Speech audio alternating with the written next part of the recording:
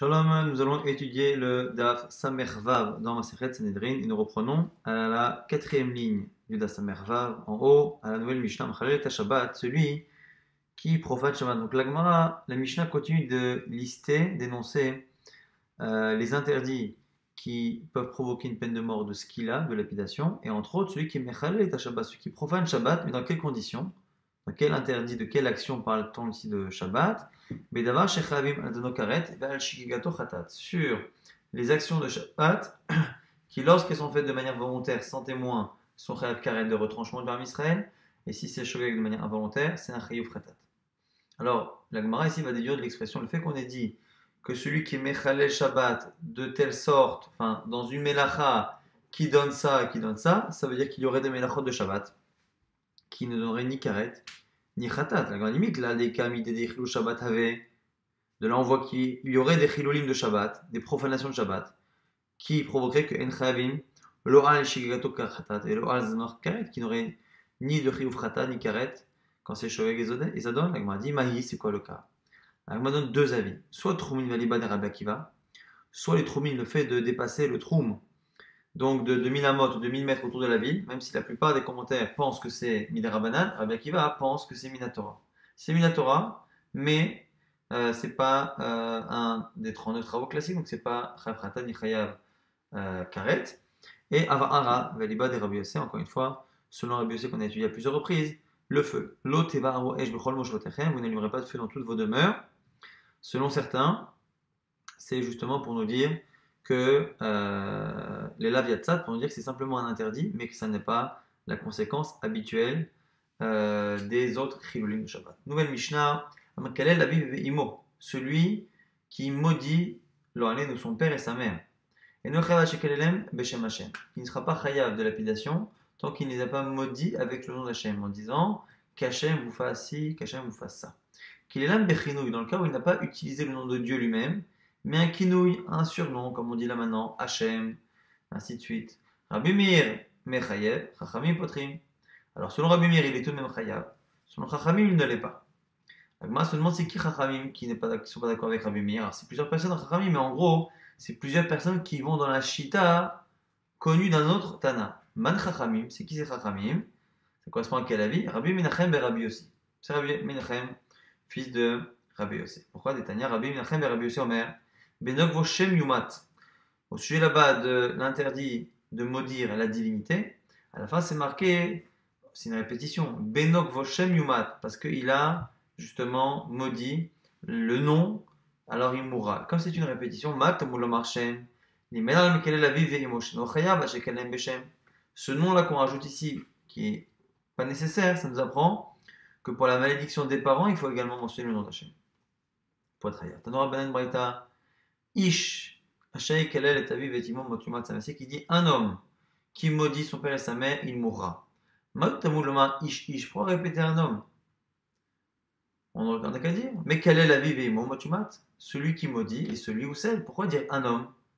Les rabots bat ou tumtum, Vendroginus, c'est pour nous rajouter qu'il n'y a pas que finalement qu'un homme, il y a même une fille, même tumtum androgynos. Donc tumtum androgynos, ce sont des personnes qui ont un statut un peu ambigu au niveau de la sexualité. Tumtum, c'est celui dont les parties intimes sont recouvertes de chair, de telle sorte à ce qu'on ne sait pas ce qu'il est jusqu'à ce que cette chair-là montre ce qu'il y a derrière. Et androgynos, c'est celui qui a les organes sexués des garçons et des filles, et donc qui est androgyne. C'est une sorte de trisomie sexuelle, d'où le chromosome X et un chromosome Y. Androgynos, donc ils sont aussi concernés par le histoire de Mekalel Aviv Imo. Hashay Kalel et Aviv et Imo, Eni el Aviv et Imo, Aviv shelo Imo, Imo shelo Aviv minayin. Puisqu'à chaque fois c'est marqué celui qui maudit son père et sa mère. Alors on pourrait penser que c'est que celui qui maudit les deux en même temps. D'où sait-on que s'il maudit l'un et pas l'autre, il est tout de même Chaya, Tamulomar, Aviv ve Imo Kilel Damavo, la répétition à la fin. Donc celui qui maudit son père et sa mère, il est Chayamita, et à la fin on dit, pourquoi? Parce que son père et sa mère, il a maudit, son sang est sur lui, c'est-à-dire qu'il est responsable de sa mort. Et donc là c'est une répétition de dire encore une fois qu'il a maudit son père et sa mère, pour dire que son père, même sans sa mère même sans son père. Aviv Kilel Imo Kilel. dans le cas, donc, c'est ce qu'on a dit ici, donc, même s'il a fait l'un ou l'autre, divrei Rabbi Yoshia, c'est ça Rabbi Yoshia. Rabbi Nathan Omer, Mashma Shem ki echad, Mashma echad bifna atzmo, ad sheprol lecha katuv, yachdav. Alors ici, on a une distinction selon le deuxième avis, donc c'est Rabbi Nathan. Rabbi Nathan nous dit qu'on n'a pas besoin forcément de la répétition Aviv et Imo. Pourquoi?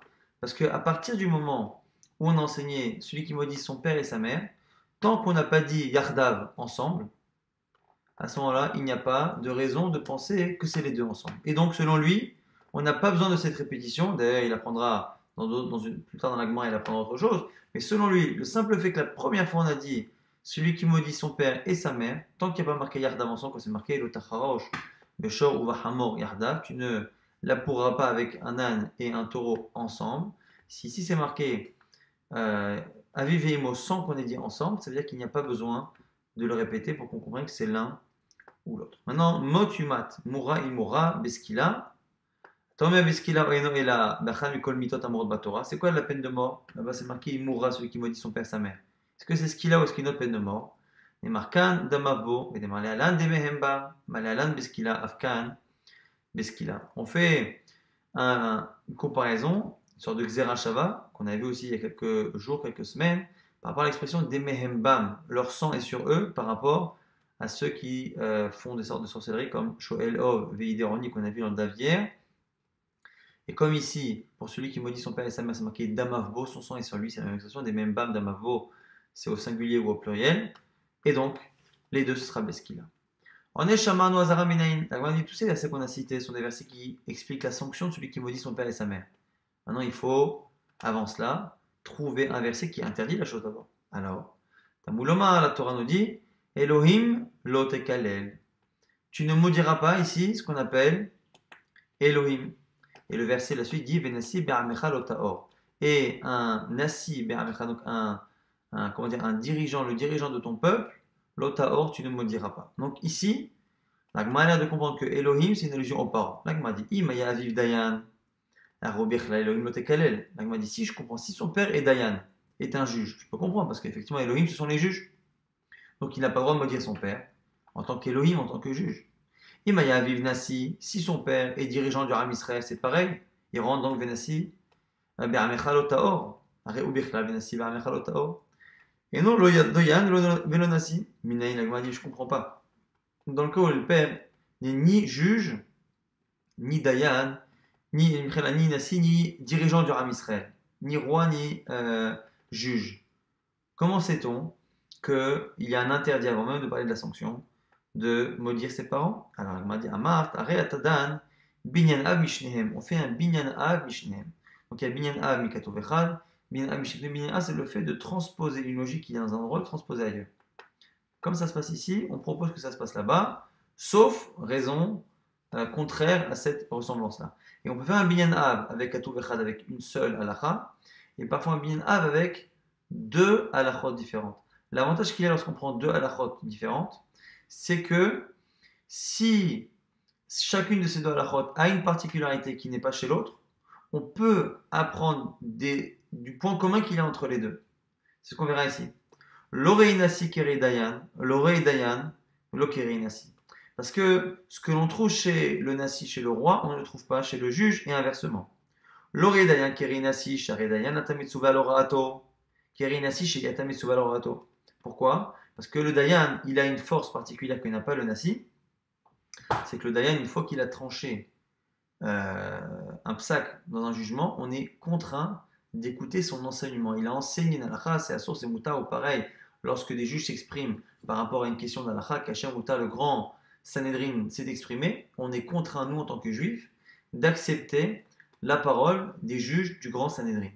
Alors que le roi, si le roi s'exprime sur un problème halachique et il dit c'est moutar, c'est assour, on n'a pas de mitzvah d'écouter sa Torah, d'écouter son enseignement. On a la mitzvah de l'écouter en tant que roi, obligation de se soumettre au niveau, on va dire, politique à ce qu'il dit, mais il n'y a pas de mitzvah d'écouter sa ora'a, son enseignement. Et le nasi n'est pas comme le dayan, il a un truc en plus, chez nasi, atametsuve alamrato, keri dayan chez atametsuve alamrato. Le nasi, le dirigeant, le roi, on a l'interdiction de contredire ses décisions, mais ses décisions, encore une fois, politiques, alors que le juge, par contre, s'il s'exprime et qu'il me donne un ordre, je n'ai aucune obligation de l'écouter. Et donc, ce qu'on nous dit ici, que comme finalement la force, entre guillemets, de chacun n'est pas chez l'autre, et de l'autre n'est pas chez l'un, du coup, on ne peut pas dire que l'interdit de maudire le roi, c'est parce que le roi, j'ai l'obligation d'obéir, parce que on voit bien que chez le juge, je n'ai pas l'obligation de l'obéir, et je n'ai pas le droit de le maudire. Et ne me dis pas que c'est parce que le juge, je dois écouter sa halakha, parce que le roi, je ne dois pas écouter sa halakha. Et donc, Atzad Hashaveh Shebahem, c'est quoi le point commun qu'il y a dans les deux? Shehen Be'amecha. Qu'ils ont une condition pour que le comportement que j'ai à avoir vis-à-vis d'eux soit une obligation, il faut qu'il soit Be'amecha. Venasi Be'amecha Lotaor. Un roi dans ton peuple, Lotaor. Et qu'est-ce qu'on apprend là-bas Be'amecha? Be'rase Ma'ase Amecha. À condition qu'il pratique le comportement de ton peuple. C'est-à-dire, si c'est un bon juif. Si le roi est un bon juif, je dois l'écouter. Sinon, je ne dois pas l'écouter. Si le juge est un bon juif, je dois écouter ça aura. Sinon, non. Et le point commun, on l'a également avec le père. Si le père est un bon juif, je dois l'écouter. Si c'est un rachat, je n'ai pas l'obligation. Donc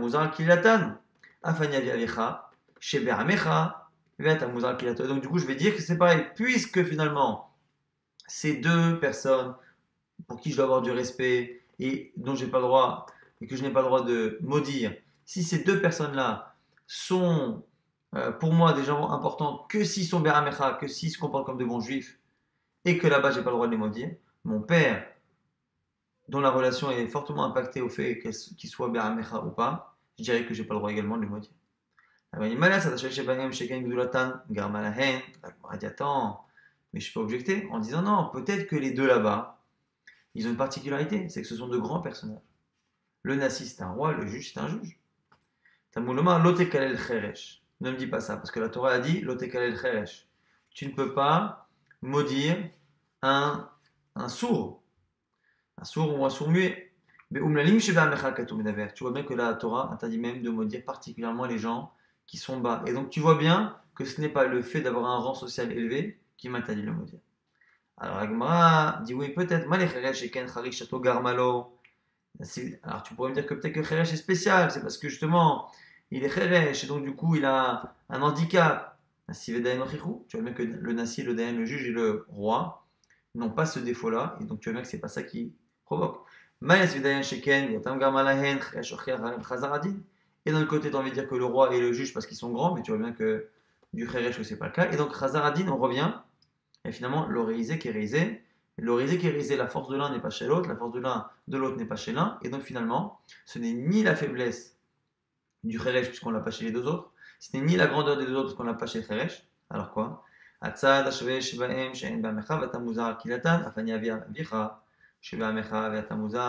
Le point commun des trois, Kheresh, Nassi et le Dayan, c'est que les trois, la condition c'est qu'ils soient Be'amecha, qu'ils se comportent en tant que bons juifs, et je n'ai pas le droit de les maudire. Pareil pour mon père, que je respecte que si c'est un bon juif, je n'ai pas le droit de le maudire. Non, la Gemara nous dit, attends, il y a peut-être autre chose. Ils ont un point commun peut-être les trois que le père n'a pas. C'est quoi?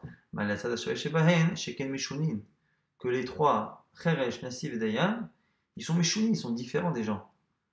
La plupart des gens ne sont ni rois, ni juges, des gens qui dominent les gens, ni Cheresh, des gens qui sont en dessous de la société, en dessous des autres. La Gemara nous dit, alors, Elaim ken yirtovkra Elohim vecheresh. Onasi vecheresh. La Gemara, si c'est cela, on n'aurait pas dû parler forcément des trois. On aurait dû dire quoi? Elohim vecheresh. Ne maudit pas le juge et ne maudit pas le sourd-muet. Quelqu'un d'élevé, quelqu'un de bas, comme ça tu apprends tout. Ou sinon, Onasi vecheresh. Ou ne maudit pas le roi, le dirigeant, et le cheresh. Elohim, la manière pour rajouter. Imino inyan les goufo, tenewa inyan les aviv. Donc du coup, c'est ça finalement la conclusion pour l'instant, c'est de dire finalement que Nassi c'est suffisant. Le roi, j'apprends tout ce qui est important. Cheresh c'est celui qui n'est pas important. Et donc j'aurais appris même les autres importants comme le Nassi et comme le juge. Et finalement, donc je n'ai pas besoin d'apprendre Elohim pour le juge. Et donc du coup, si ça ne m'apprend pas ce que je sais déjà, ça m'apprend pour le père. Anich alemandama Elohim Chol, il a les mandamar, Kodesh. L'agma dit attends, pour dire cela, il faut dire que le mot Elohim, Lotekalel, étant trop, pourquoi il est en trop? Parce que Elohim ça veut dire les juges, et quand ça veut dire les juges et que je sais déjà, parce que je pourrais plus l'apprendre de Nassi, alors je dis que c'est le père. Ça va pour selon ceux qui disent que Elohim ici ça veut dire juge. Et donc le mot est chol, le mot est profane. Il y a qui disent que le mot qui est marqué dans la Torah là-bas, Lotekalel, ça parle pas de Elohim les juges, qui est un mot chol, ça parle d'Elohim, une des appellations, des noms d'Akadosh Baruch Hu. Et là, si c'est ça, on ne peut pas dire que ça parle du Père. Les Tanya Elohim, Chol, du Rabbi Shmuel, sur Rabbi Shmuel, c'est un nom Chol. Rabbi Akiva Omer, Elohim Kodesh. Sur Rabbi Akiva, c'est Elohim, c'est un nom Kodesh. Mais Tanya, on sait dans une braïta, Rabbi Eliezer, Yaakov Omer, Azara lemvarech et Hashem minayin. D'où on sait l'interdit de bénir ici à Kadosh Baruch Hu, mais vous savez que c'est un oxymore. Tambouloma Torah dit, Elohim lotekalel, de ce verset-là. Alors comment on fait? Les mains d'Amar, l'Agma répond, les mains d'Amar, Elohim Chol. Selon celui qui dit qu'Elohim c'est du Chol, c'est-à-dire les juges, Gamar Kodesh Michol. Alors on va dire comme ça, on va dire qu'en fait, si déjà le Chol, donc Elohim ici qui est les juges, on n'a pas le droit de maudire, a fortiori, Kadosh Baruch Hu. Les mains d'Amar, Elohim Kodesh, selon celui qui dit qu'Elohim là-bas ça s'appelle Kadosh Baruch Hu. Gaminen Chol Mi Kodesh. L'Agma dit, on fait passer, on apprend de l'un à l'autre. L'Agma dit, attends, je comprends pas. Un des deux, je comprends, mais pas l'autre. Elohim Chol, Kodesh Mechol. Apprendre du Kodesh au Chol, je peux comprendre. Si déjà un juge, si déjà un dirigeant, je ne peux pas le maudire, force sur Kadosh Baruch Hu. Elohim Kodesh. Celui qui dit que Elohim c'est Kodesh. Comment de l'interdit de maudire la divinité, j'apprendrai l'interdit de maudire mon père. Gamachol mi Kodesh, il m'a Kodesh Azar, Acholo Azar. Elle m'a dit, elle répond, elle dit, Imken lir tovkra lotakel. Elle m'a dit, c'est parce qu'il y a une répétition, une lourdeur dans le texte. On aurait dit lotakel, pas lotekalel. Bon, même si normalement ici, les hakel, takel, c'est le fait d'avoir un manque de respect, alors que maudire normalement c'est les kalel, avec deux lamelles.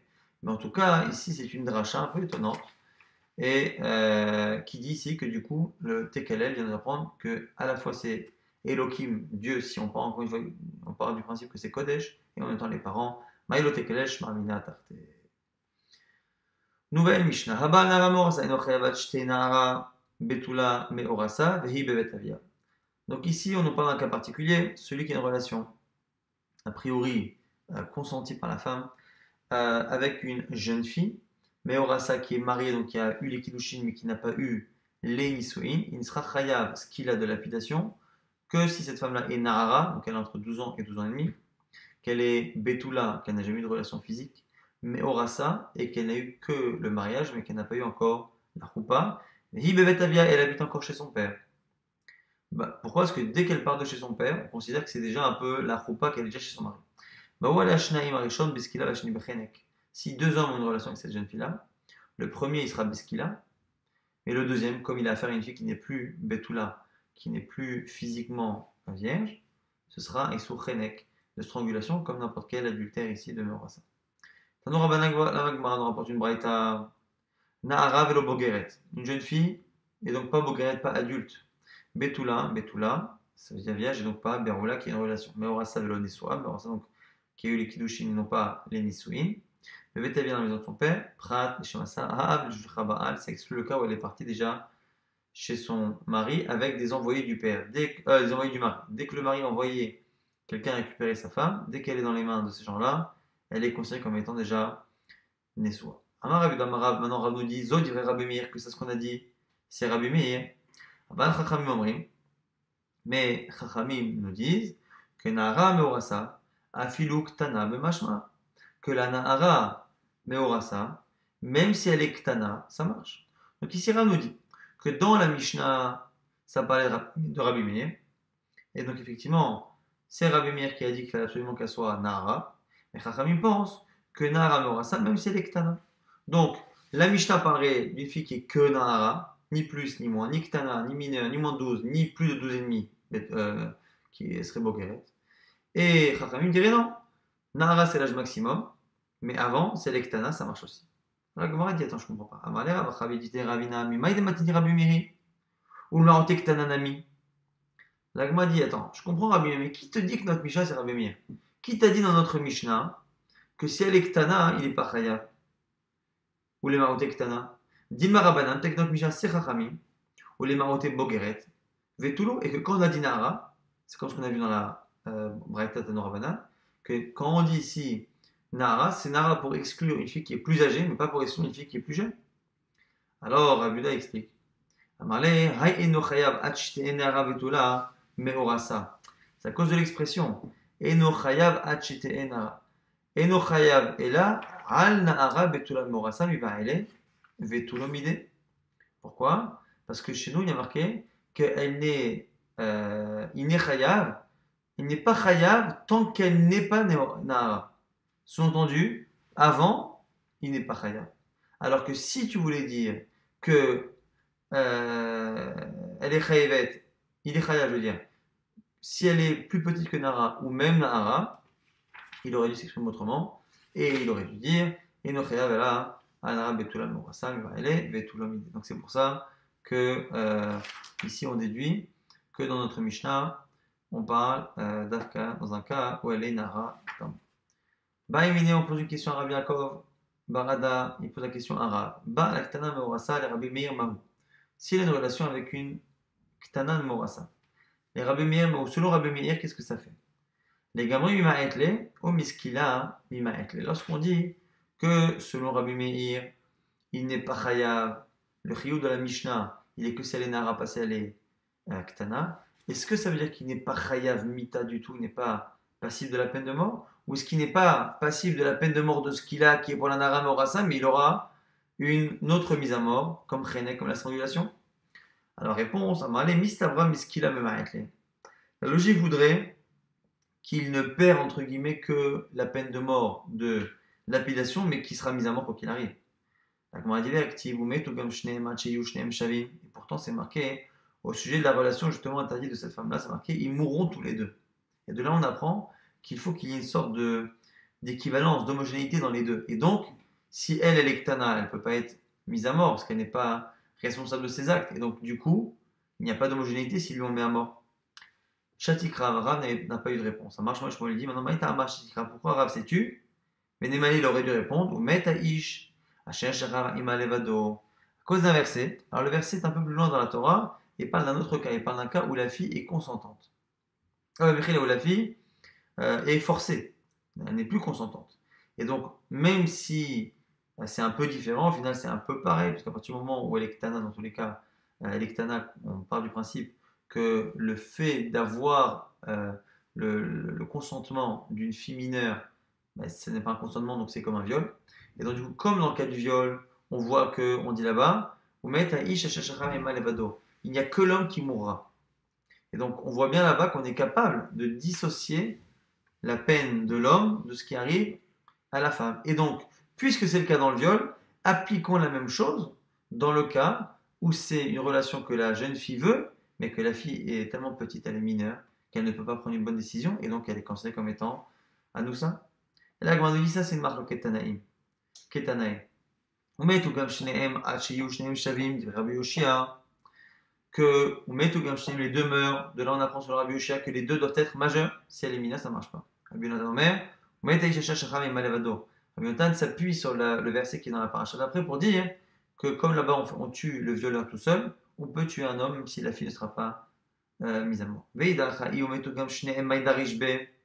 On se demande, le deuxième avis, qu'est-ce qu'il fait du premier verset qui dit qu'on les tuera ensemble, ce qui donne l'impression qu'il faut tout de même qu'il y ait un point commun entre les deux.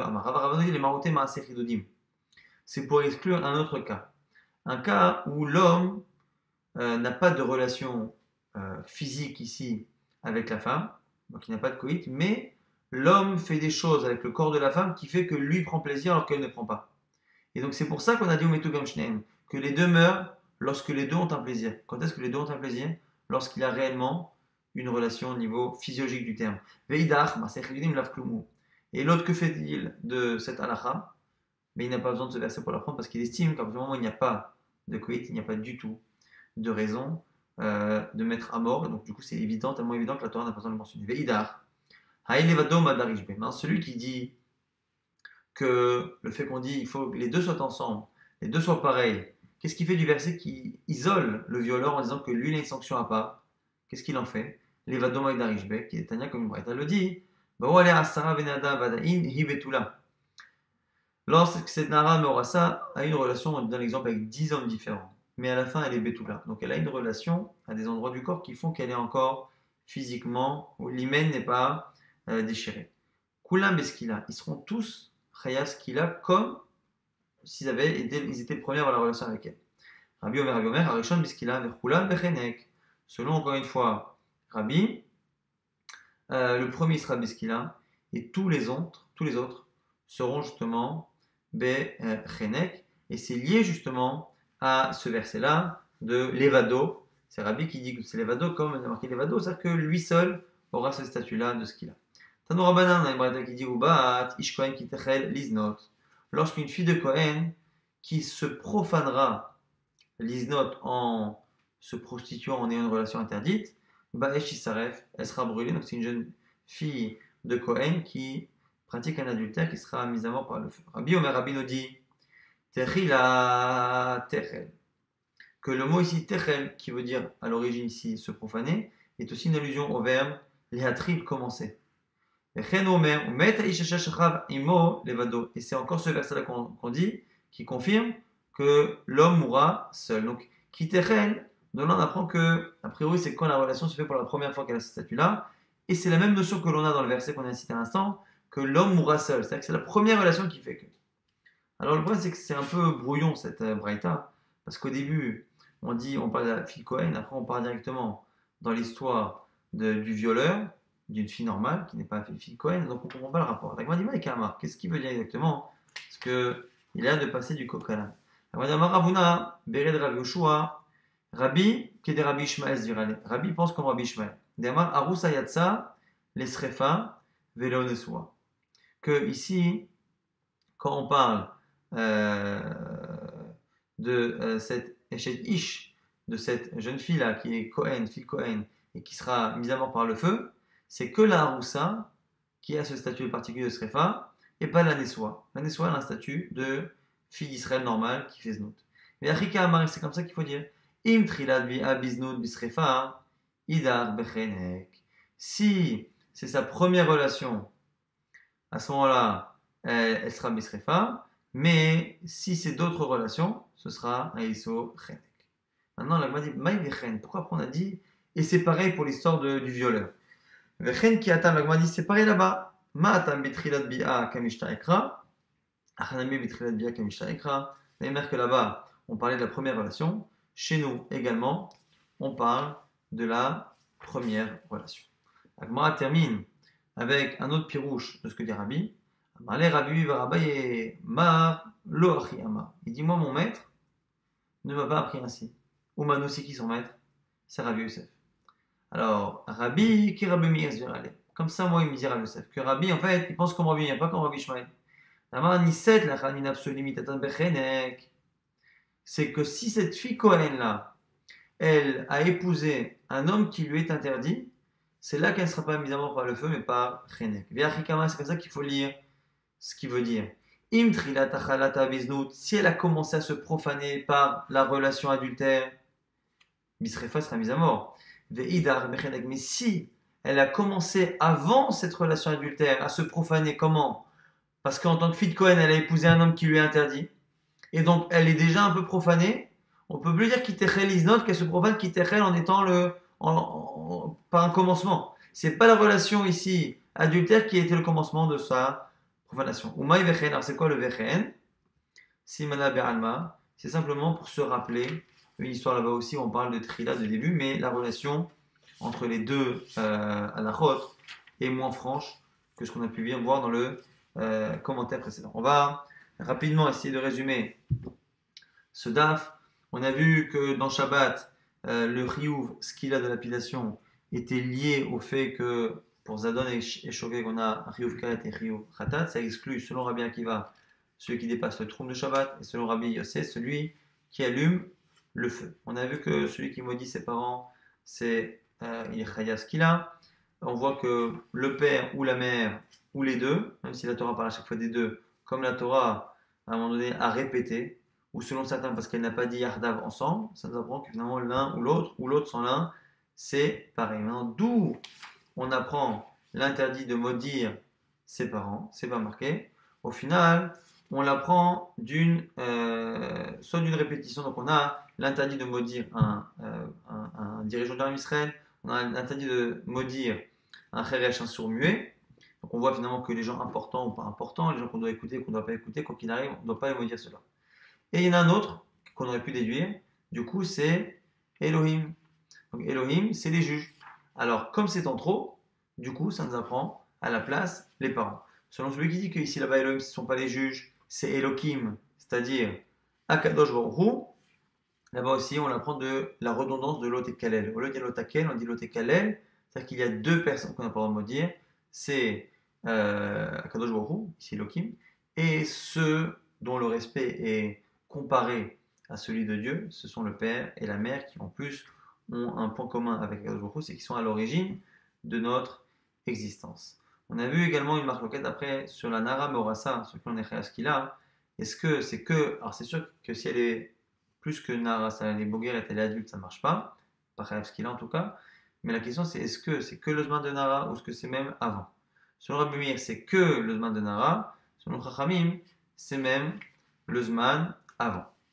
Et maintenant, selon Rabbi Meir, est-ce que selon Rabbi Meir, on dit qu'il n'y a que la Nara quand elle est Ktana, est-ce qu'il y a un Rios qu'il a ou pas? Et bien en fait, c'est une marloquette. Rabouchoué, c'est une marloquette surtout Tanaïm. Pour savoir, est-ce que dans le cas là-bas de la Nara Morasa, est-ce que on appuie plus sur la notion de Wumetu, Gamshneim, que les deux doivent mourir, donc les deux doivent avoir un point commun. Si on ne peut pas punir de la même manière, on ne fait rien. Donc si elle est mineure, on ne peut pas la punir, on ne le punira pas lui. Ça, c'est un point de vue. Et d'autres disent non. Là-bas, le fait de dire ensemble, c'est pour montrer qu'il faut qu'ils soient les deux, qu'ils aient profité de la relation. Mais sur la sanction, on regarde ce qui est marqué dans le cas du violeur. Et le violeur, on le tue tout seul. Et on n'a aucun problème à le tuer tout seul. Et donc, il n'y a pas besoin que la femme ait la même sanction pour pouvoir l'appliquer au violeur, à l'homme, ou si en l'occurrence à celui qui a une relation avec une mineure. On a également vu après qu'on avait une marque par rapport à la Batish Kohen, lorsqu'il est marqué là-bas, Rabbi a dit que Kitechel is not, quand elle se profanera, là-bas ça veut dire aussi quand elle commencera à se profaner.